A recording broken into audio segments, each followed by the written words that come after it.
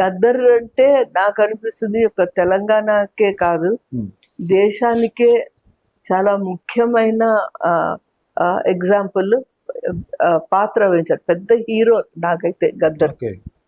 ఆయన ఇప్పుడన్నా ఏ స్థాయిలో ఉన్నా, ఏ ఐడియాలజీలో ఉన్నా, అట్టడుగున ఉన్న వారి గొంతు ఆయన.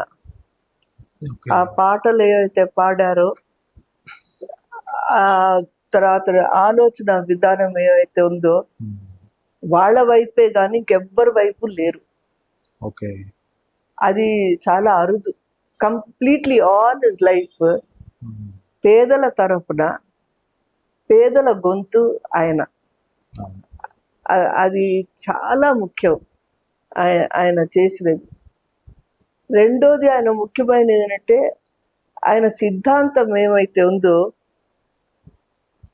అదే కాకుండా మారడం జరిగింది. అది నాకు చాలా బాగా అనిపించింది. అంటే ఆయుధ పోరాటం నుంచి ప్రజాస్వామ్యము, రాజ్యాంగంతో పాటు మనము పోరాడాలి అని ఆ షిఫ్ట్ ఏమైతే అన్నారో, అది ఐ థింక్ ఆయన బ్రాడ్ మైండెడ్నెస్, పేదల వైపు ఉన్నందువల్ల ఆయన ఈ మార్పు చెందింది ఆయన ఆలోచన విధానంలో. అది చాలా ముఖ్యం అనిపిస్తుంది. మన తెలంగాణ రాష్ట్రం ఏర్పడడానికి ఆయన ముఖ్యమైన కారకులు కూడా నాకు అనిపిస్తుంది.